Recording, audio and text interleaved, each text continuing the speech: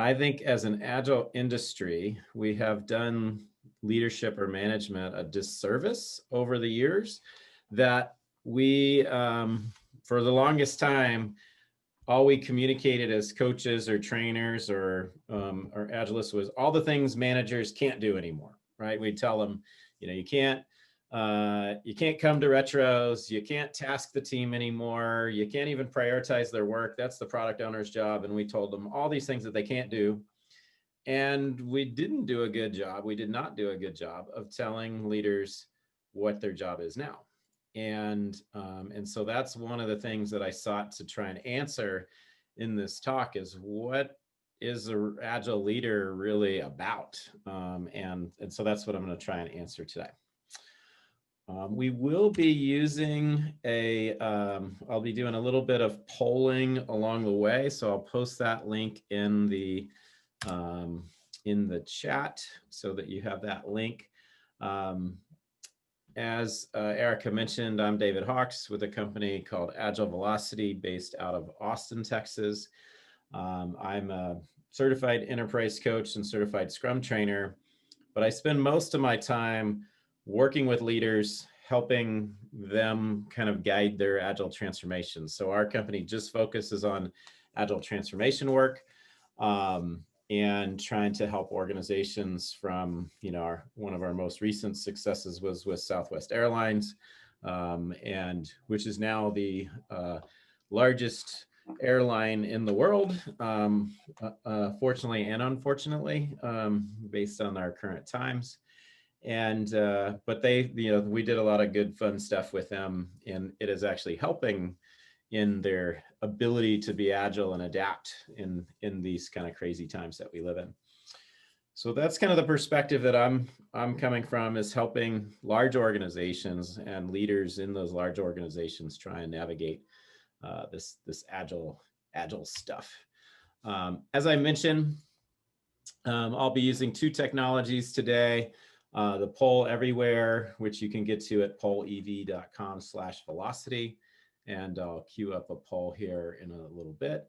And then the other is I will be using the Zoom breakout rooms along the way for just breakout discussions as we go. So this is all right. So let's get into it. So Agile Velocity, we are the creator of a framework called Path to Agility, which is all around guiding transformation. And I just want to introduce it because it'll tie in from a leadership's journey as well. So the aligned stage of Path to Agility is all about the why. And a leader, and an agile leader, has a part to play about, is there a compelling purpose and a compelling why? Is there clear vision for the team? If you've read or seen any of like Dan Pink's work about autonomy, mastery, and purpose, as a leader, we need to make sure teams have a clear purpose, right? There's a clear why behind what they do to motivate them. At the learn stage of Path to Agility, leaders, it's all about team empowerment. Are we learning to empower the team, and are the teams learning to take ownership of their work? So we've got to work through that.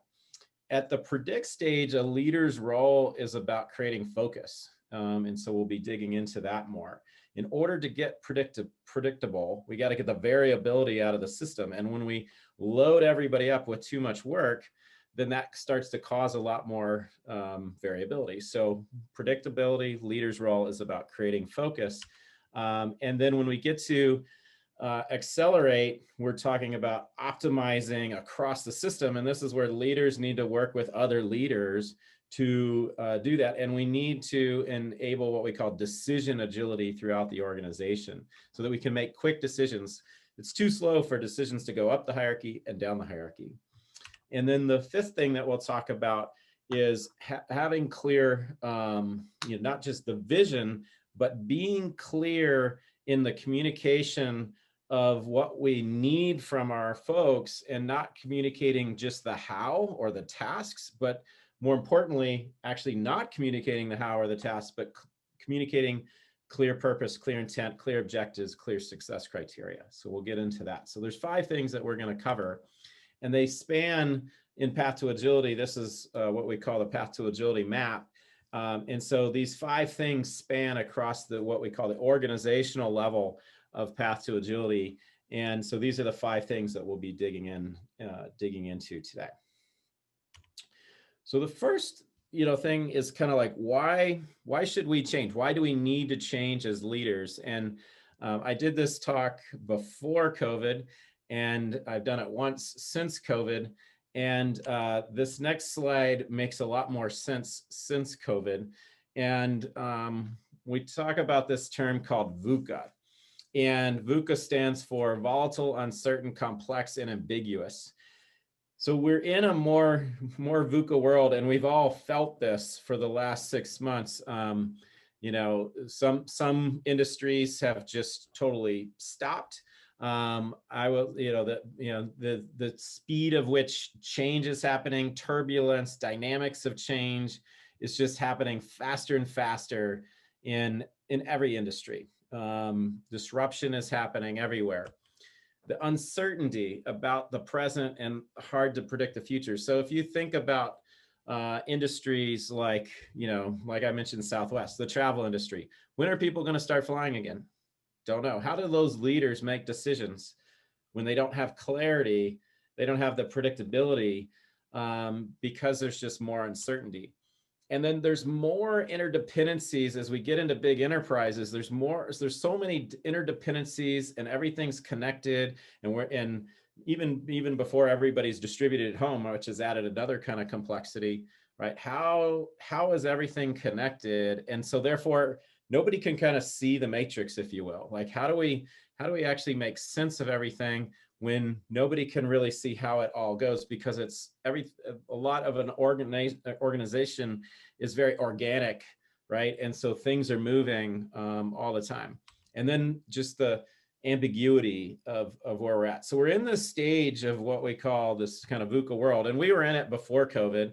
It's just a lot of things have been accelerated since then, and we've just all felt it, globally.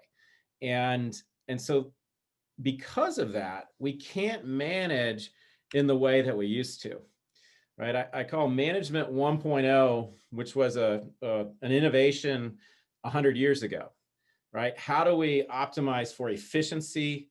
How do we, in a factory floor assembly line, get more things out that we can scale to having hundreds of people working on delivering things with the same level of quality?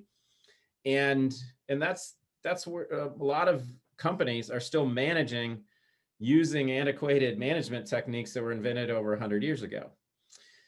Now, about 50 years ago, we have what I call Management 2.0, which came out of Toyota Production System, and from a lean thinking perspective, that was all about kind of eliminating waste, reducing volatility, empowering the worker, but it still was about optimizing the flow, optimizing for efficiency.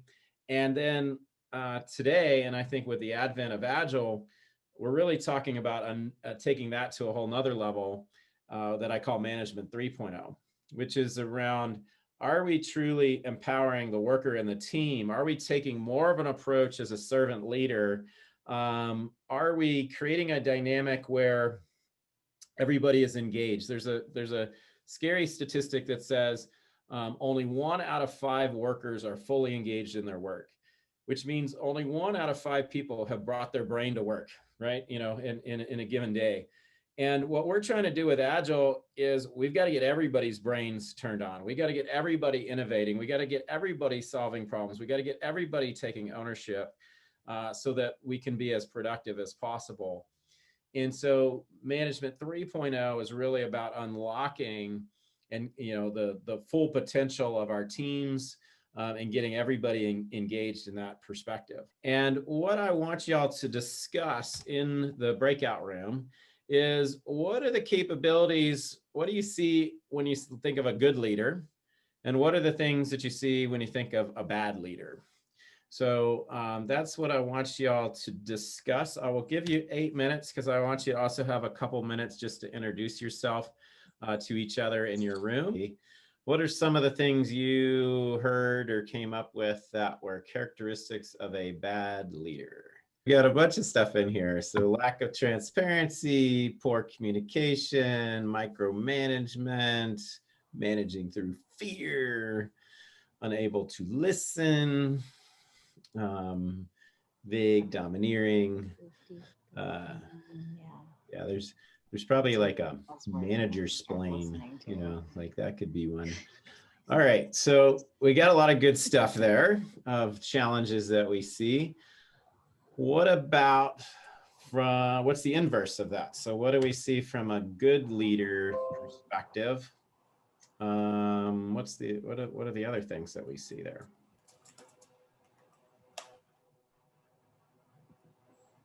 There we go. This one's working the right way.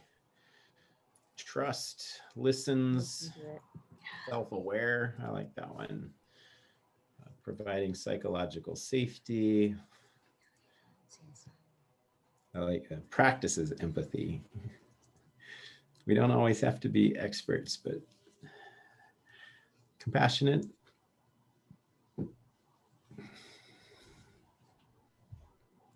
Not just a mentor, but a sponsor. Creates a safe place to fail. Intent-based. Yeah. Open to feedback and communication from everyone.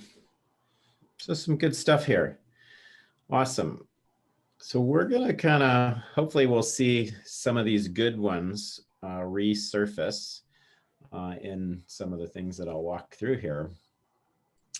And, you know, psychological safety, can't remember if I unhid that slide, but, you know, the Google study on high performing teams has come back and said that's the #1 thing to lead to high team performance, is creating an environment where we can, we feel safe. We feel safe to not only fail and stumble, we feel like we could be vulnerable and not be judged, right? Like all of those things. And I think there's one, I don't know, side effect of everybody working from home is I feel like that before, you know, we would say like we want people to bring their whole self to work, but when you're going to the office, you know, you got office Erica and office David and office Lori, right? But now we know the things we probably should have known before, which is who has kids, how old are they, what their names are, who has dogs, who has cats, who has, right? Like we, you know, we can't help but to bring our whole self to work these days because we're exposed. And I think that's a good thing. I think it's created more safety. We've taken all of our training and had to turn it into virtual. And we've gotten where most classes, people are saying they prefer it because they're able to learn from the safety of your home, right? Like that's the safest place that hopefully for you. And so there's something to that of being able to work from that safety. I think there's an opportunity to leverage some of that going forward as leaders. All right, so the first one that we're going to go into is inspiring with compelling vision. And some of you have probably seen some of the work of Simon Sinek. And he talks about starting with why, that why and the purpose is where we should start in this kind of circle. He's saying, start in the middle with why and then figure out the what. And that's a really important thing for us to remember as leaders, is that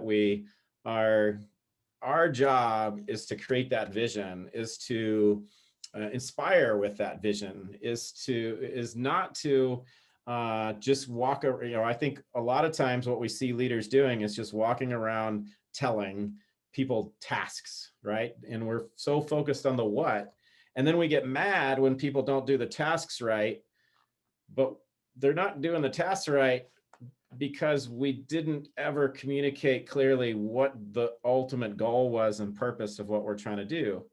And, you know, in some sense, shame on both sides of that, right? Somebody didn't ask for clarification, but there's like this kind of respect thing of, well, I don't want to challenge my boss and I don't want to look dumb because I'm asking a question that they feel like I maybe already know because they didn't tell it to me, right? So we got to make sure as leaders, we are being clear about the why. And maybe turning around and saying, all right, given that, why don't you come back to me and propose the what, as opposed to jumping into the what. And most of the time we're staying on the outside of that circle and not spending near enough time in the middle of the circle.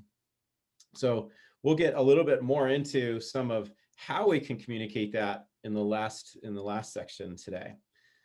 The second thing that we'll dig into a little bit more here is I think the goal of a team or a leader is, are we empowering the team? Are we empowering team excellence? And I'm going to walk through these 4 archetypes that come from from the Agile 42 organic agility model. And what they've done is they said, we start off in, this kind of looks a little bit like hierarchy, right? Like we start with a leader that we say is in this expert archetype.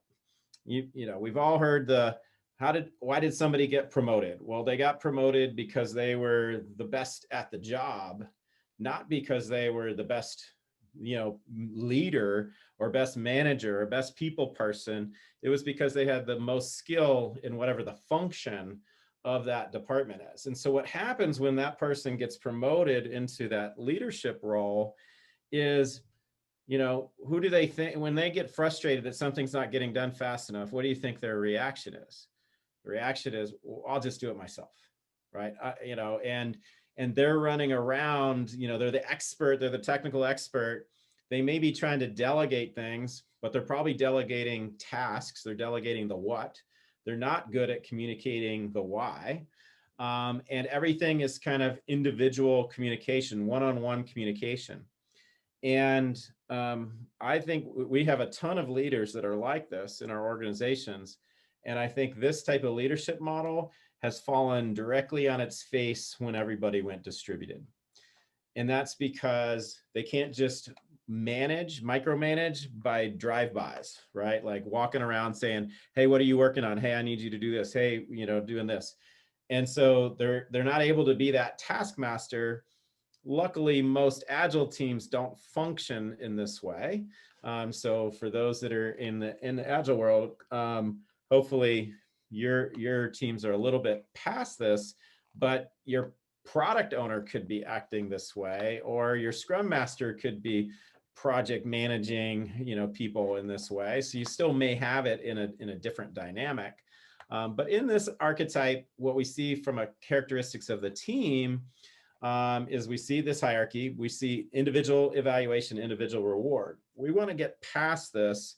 There's also it says leader skills of controller, right? That's not real good.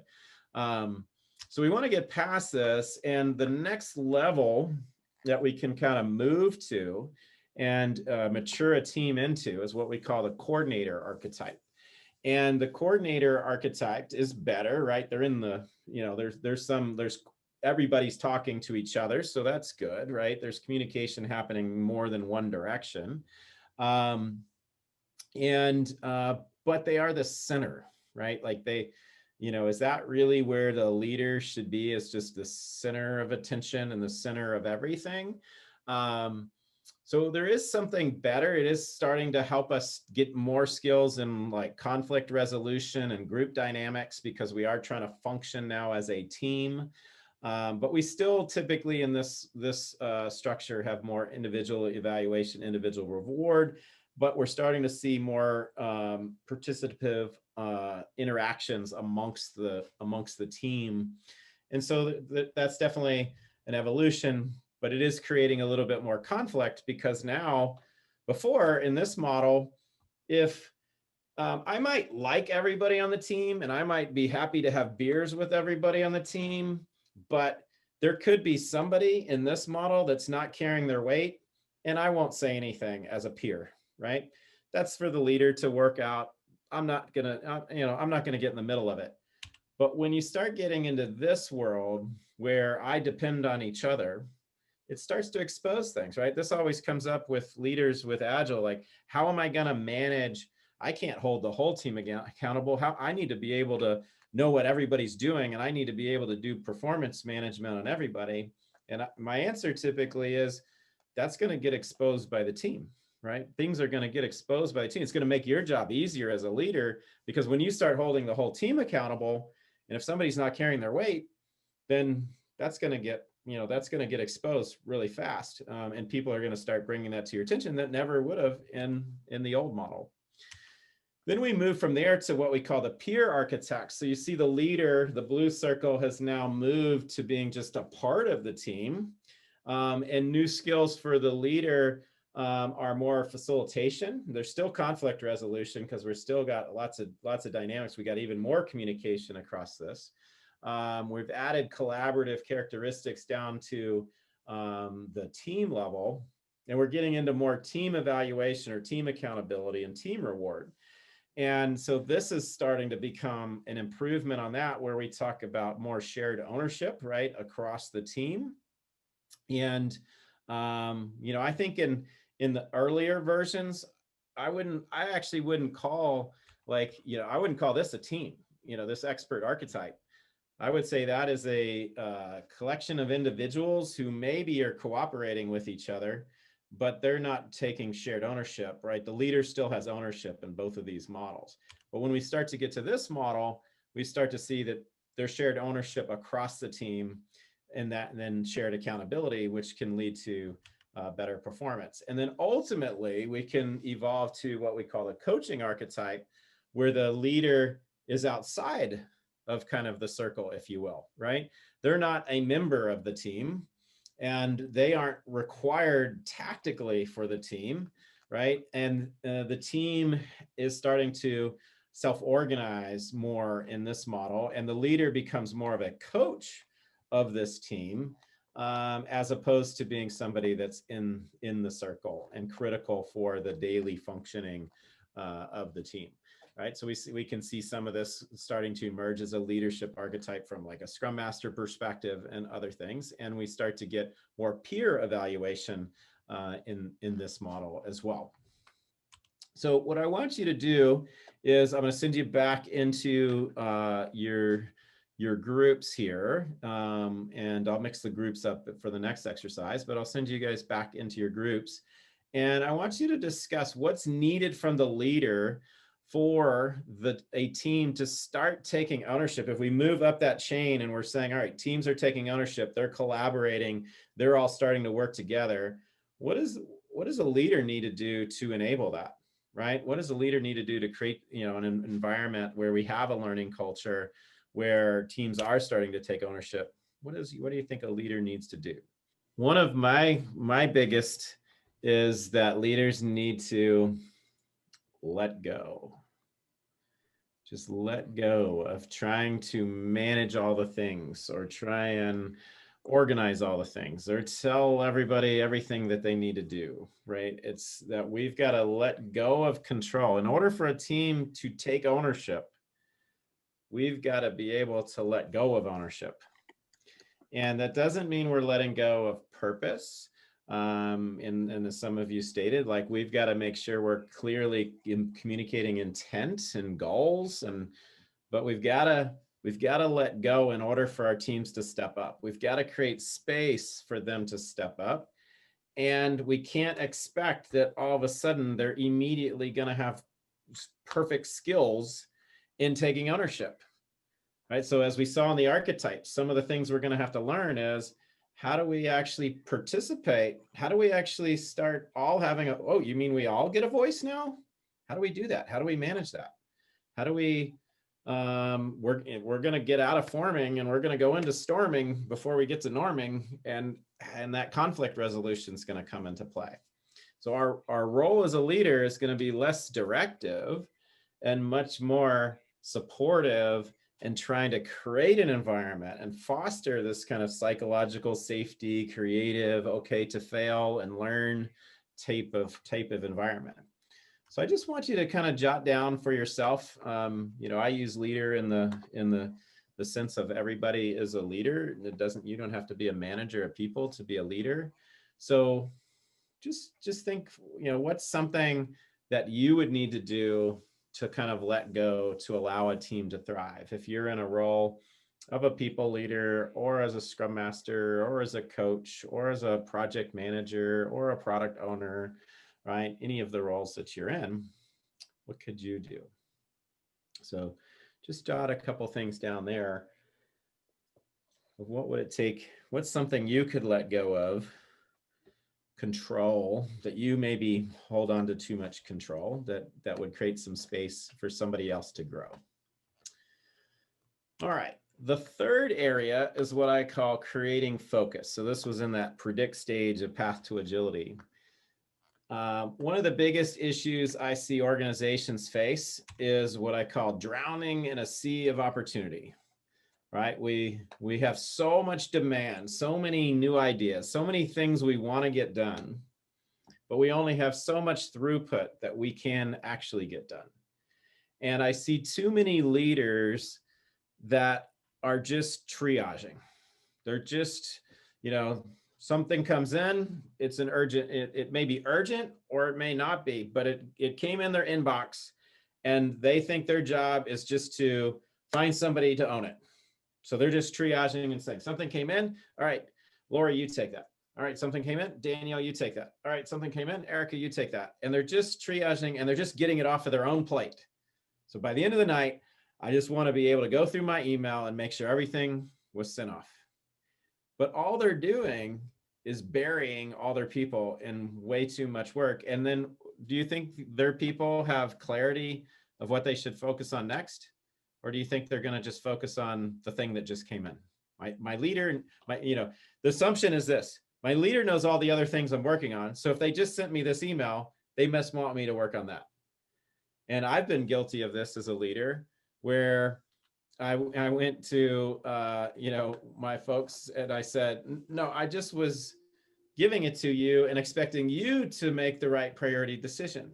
But if I wasn't communicating clear intent, right, then that's unfair for me to expect that from my team. So here's how we normally historically have assigned work. Something comes in, say it's a big project, and we say, who do we need for it? We go, all right, well, we need Alex, we need James, we need Janet. We assign people to the work. And then we get another project and we say, who do we need for that? We need Alex, we need Carter, we need Cameron. Then we get another project. And then we say, who do we need for that? Well, we need Alex, we need James, we need Will. Anybody seeing a problem with this picture here? Alex is Yep. needed. In all the Alex is valuable, right? Alex is needed. Alex is overwhelmed. Alex should ask for a raise, right? And there's all sorts of things with Alex here, right? But Alex is probably our bottleneck. And what do you think Will is doing at 4:55? Going, well, I got my work done, and looking over and going, oh, poor Alex. Alex is overloaded, but I'm getting my work done that I was assigned. So this is not a team. This is a set of individuals that work was allocated to. And here's the bigger issue. If we as a leader are communicating that everything is a high priority and it's all important, it all has to get done, how do you think Alex decides what to work on next? See if you can identify my 3 favorite, worker or developer prioritization techniques. How do you think Alex decides? Everything's high priority. What do you think is the technique Alex uses to decide what to work on next? Whoever's screaming the loudest. Whoever's screaming loudest. That's definitely one of them. Yep. Whatever's going to provide more value to the customer. Well, they're all high priority. They're all, as far as I haven't been communicated that. Okay, the biggest return on investment. Yeah, I don't. Those are good, but assuming I don't have any visibility to it, because all I've been told is they're all important. They're all whatever valuable. he can get done first. Yep. Yeah, whatever. Shortest job first. Easiest, right? So whoever screams the loudest, whoever's easiest. See if you can figure out my third one here. What he likes to do. There you go. What's the coolest feature to work on? So as leaders, if we don't make clear priority decisions, or we don't provide enough visibility to answer those value questions that were asked, right? We have left it up to the people furthest removed from understanding the business strategy to prioritize the work. And they're prioritizing based on coolest, easiest, and whoever screams the loudest. That's how most companies are being run and prioritized.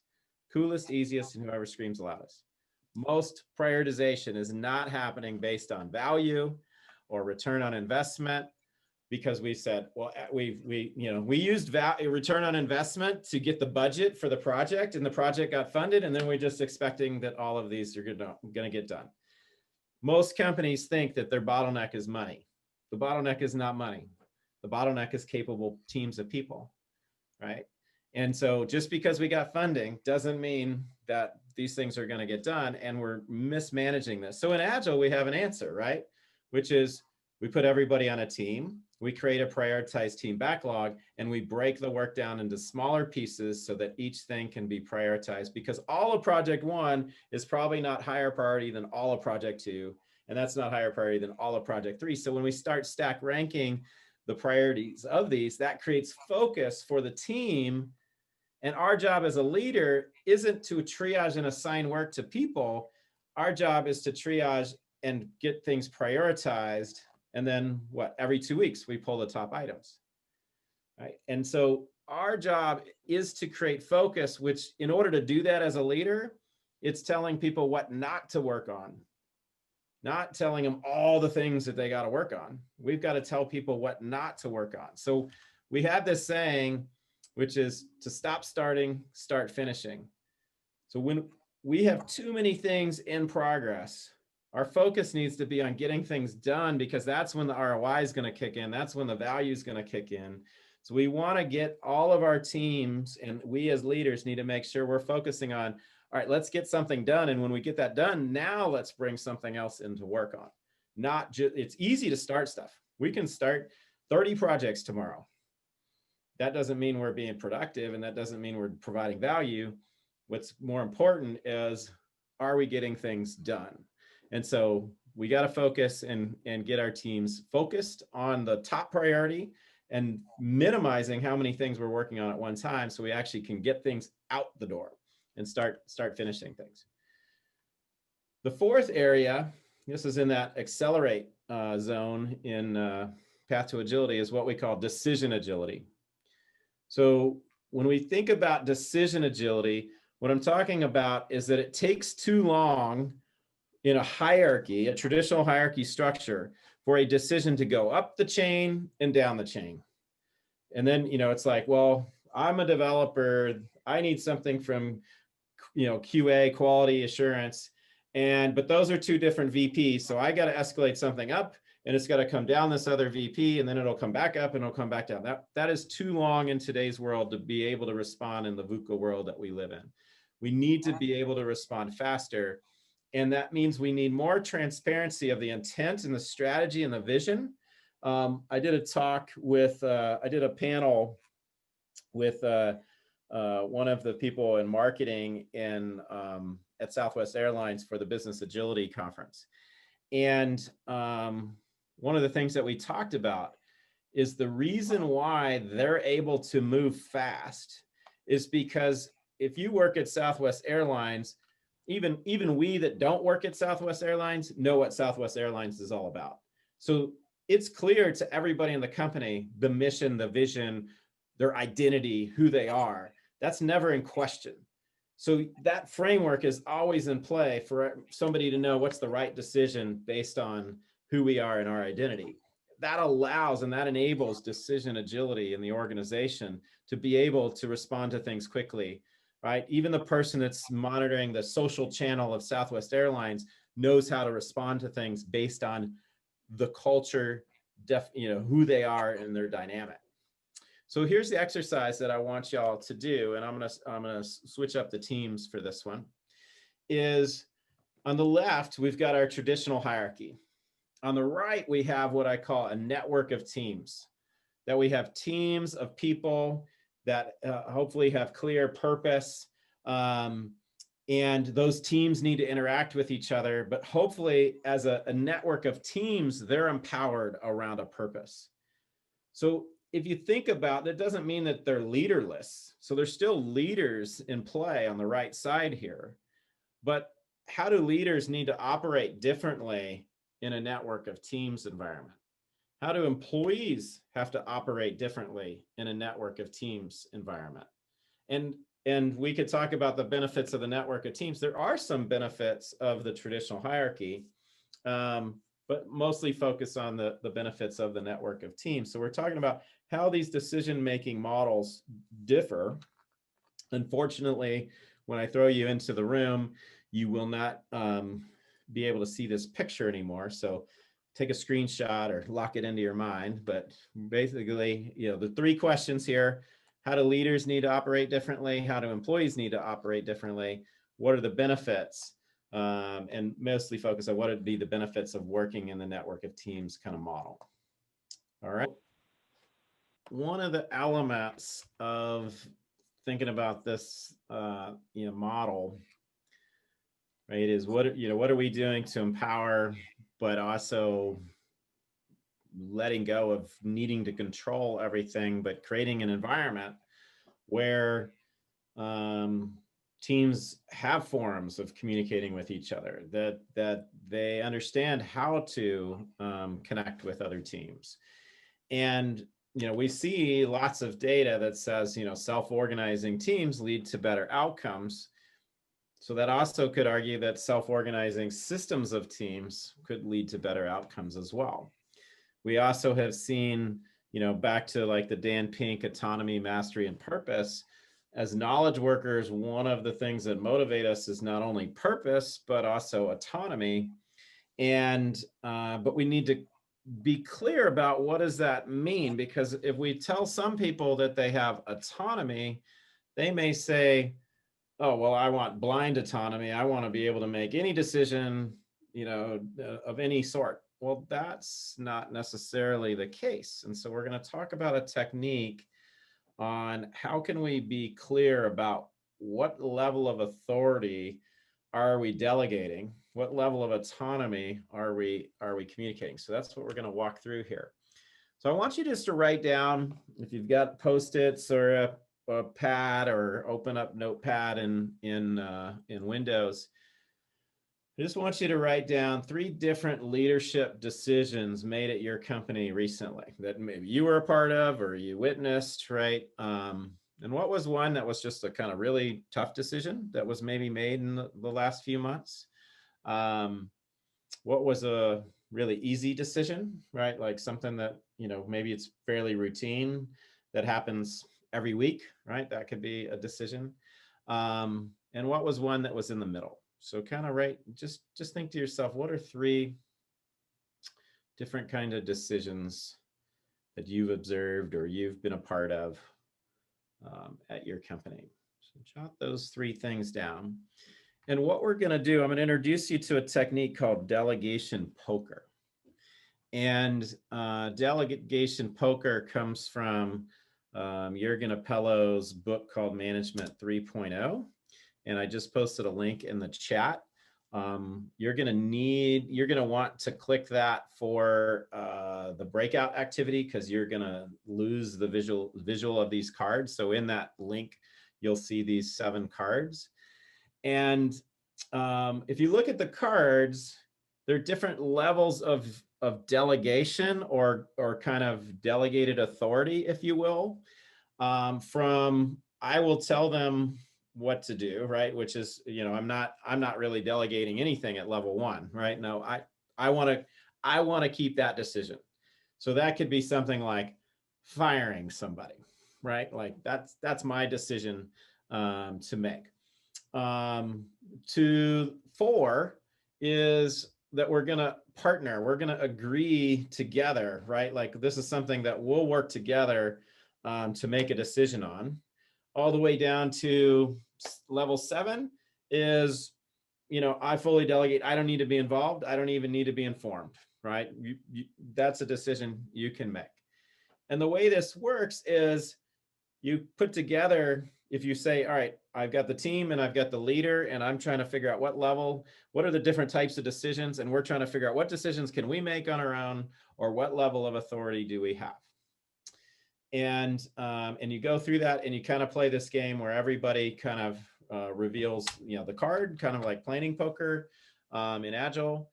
And we kind of talk about it and we kind of figure out, well, what's the level that this is going to be.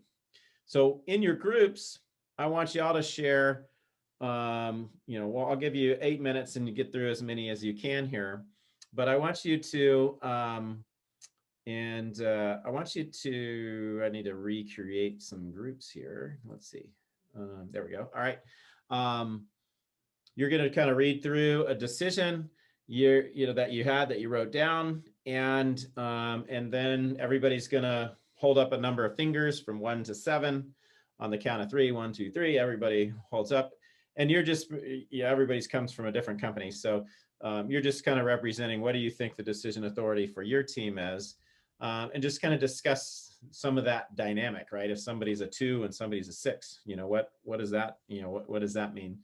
And just we'll just take about a few minutes and get through as many of these, but I just want you to kind of get a feel for the conversation about what level of delegation do we have for different types of decisions. So mix up a little bit of like the hard decisions and the easy decisions so that you can get a feel for either end of the spectrum.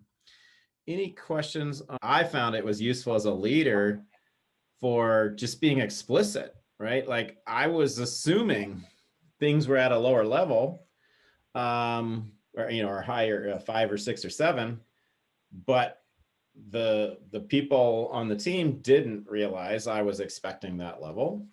And there were other things that I was like, you know what? Nope, I still want to hang on to that. I wasn't a 1 on anything, but I was still, I was probably, more, a 2 on certain things, right?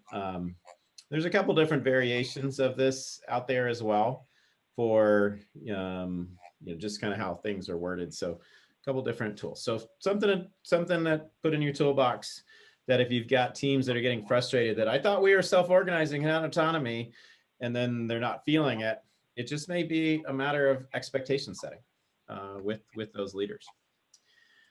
All right, now let's look at the last area, which we call purpose-driven leadership. I find most leaders are doing what I call go get me a rock game, where they say, this is the whole, go get me a rock. And then they come back with a rock and no, not that rock. Go get me another rock. Oh, no, not that rock. Go get me another rock. And you've got frustration on all sides because you got the worker who's going, why doesn't this person just give me clear requirements? And then you got the leader that's going, why can't this person just get this right? And it's just this kind of miscommunication. And a lot of it is because, again, we're communicating at the task or the what level, as opposed to, hey, I want a rock I can skip across the pond, right? Can you go get me a rock, right? Well, then now I know what kind of rock to look for, right? I'm looking for now a smooth rock, right? Not some big old heavy thing. So we got to be clear in our intent. And one of those is, are we making decisions based on what we call, is it a subjective or objective based decision making? So I want you all to have a quick conversation about, well, let's see, there's 8 of us. Do you want to have a discussion as the 8 of us, or do y'all want to go back in the breakout rooms? Sure, I think we can do I it. can stay together. We can do it together. Okay. All right. So let's, we'll do this. I'll kick off the survey, and so if you go to the pollev.com/velocity, you can plug in, do you think, and we'll walk through these one at a time, that this is objective based decision criteria or subjective based? So the first one, the CEO selects features X, Y, and Z as the highest priority. Is that Subjective? That's subjective, right? That's the one, that's what we call the HIPPO model, highest paid person's opinion. And that's not a good prioritization model, but yeah, that would be subjective. All right, what about 20% of customers surveyed say that feature X is important? That's objective. Yeah, that's subjective. We're using some data to reflect why we would build something, right? That's more objective. Now, you could argue there's a little bit of subjectiveness to the customer saying it's important, but there's definitely some more data based on that. What about a sales rep says, if we get this feature done, she can close $5 million deal. Subjective. Yeah, we've all heard that one before, right? And they're just trying to save their butt, right? All right, sales VP wants a feature complete by the June 15th trade show. Subjective. Yeah, that's clear, and you know, we could have a little bit more purpose of why we want something by the trade show and what we're trying to do with it. When A/B tested, you know, we did an A/B tested version B of the feature, performed 5% better. What do you think about that? Objective. Right, that one's probably one of the best ones so far. Of like, there's clear data that tells us, hey, that's performing 5% better. It's not anybody's opinion. You know, that one's very clear. So that one was definitely objective. 300 new customers provided their email on the landing page for our new offering. Objective. Objective, right? Yeah. 30% of shoppers abandon their cart at the place order page. Objective. Yeah, so that is objective. Like, you know, that's something to go explore. We don't know why they're abandoning the cart, but they're abandoning their cart. So there's data that shows, right? So those last ones very objective. So when we think about setting goals, we need to be clear about the intent, and we want to focus on measuring results and things that are objective-based decision criteria. Now, there's a technique that a lot of companies are using called OKRs, objectives and key results. And, you know, there's a whole kind of strategic goal setting kind of technique that companies are using. I'm just using the template. So I'm not saying go roll out a whole OKR trickle down, you know, kind of approach. I'm just saying we could clarify our intent by being clear about what is the objective and how are we going to measure results in an objective-based way, right? We would see 5% of shoppers buy more products. That's a key result, not you know, not the subjective things that we saw before. So if we can get very clear about the objective, we can get clear about how we're going to measure results. That starts to help us have clear goals, helps us, you know, ideally we're trying to create inspiring objectives and making, again, making that where everybody can see it.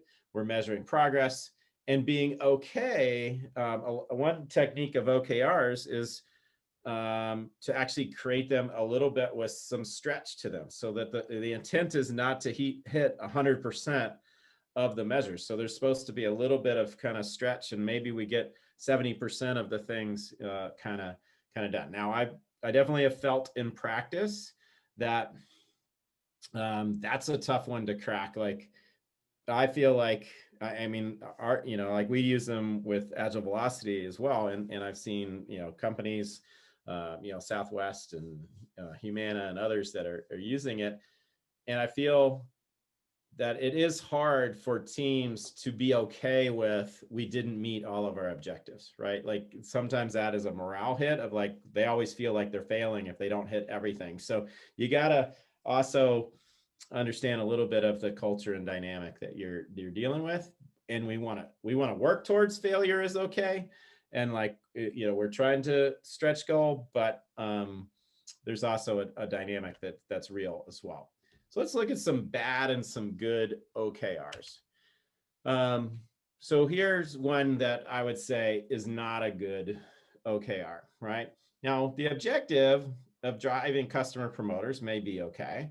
But what we see in the key results are activities or tasks, right? Things we would do, not a result of the things we would do, right? So what we would rather see is when we implement 5 new features, what would be the impact of that, right? That's what we want to measure, not that we just got 5 features done, right? So I see a lot of really bad OKRs that are focused again back on the what and not the why.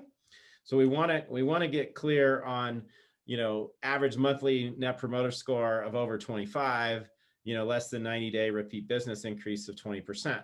right? Those would be clear objective-based measures and clear key results as opposed to just activity. We don't want to measure activity. We want to measure impact of those activities. So here's another one. Run employee satisfaction survey by March 30th, schedule one-on-ones with all employees. All this is to improve employee engagement. Okay, we could do all those things. That doesn't necessarily mean they were effective. So we want to measure the effectiveness, and that way we could measure effectiveness is things like employee net promoter score. You know, there could be some things like, you know, 4 new innovation ideas pitched, which is measuring contribution, you know, towards those things. So we want to get less about the activity or the tasks that we're going to do, and more into the impact of those tasks. This will be the last activity of the day. I'll throw you back into the room one more time. And I just want y'all to try and think of an initiative that you have in your company, and maybe we do 1 or 2 of these in the breakout group. What's something that's going on, and see if you can't help each other, partner on like 1 or 2. I know you're not all at the same company, but like somebody just share, hey, I've got this, and this would be the objective, and try and think about what would be some way that you could come up with some key results. What would be some key results of that aren't the tasks, but are the impact of doing the right tasks, right? We want to leave the flexibility of the tasks, right? So any questions on what we're going to do in this last activity here? Okay. So just to note a couple things, since the slide will go away when you go in the breakout room, right? Think about, is it measurable? Is it outcome oriented? Is the purpose clear, right? Is there a mixture of leading and lagging indicators? And try and make sure you're removing the how. So we'll do one last breakout room and see if you can't get, you know, one or 2 kind of OKRs talked about. All right, we'll see y'all back in 6 minutes. Okay, I think we got everybody back. Doing anything like this is a new skill, but what it hopefully will enable is if we can create a clear purpose and communicate that, and ideally even if we're partnering and defining the OKR, so it's not it shouldn't be a top-down process, right? So if we're partnering and getting clarity around the mission and what we're trying to do, then hopefully that will enable more ability to self-organize, but also more autonomy, more innovation, more engagement, right? Because we're aligned to a purpose of what we're trying to achieve, as opposed to just, oh, I'm just here plugging away on my tasks. I don't even know why I'm doing them, but I'm just doing my tasks. Exactly. Right? Changing that attitude.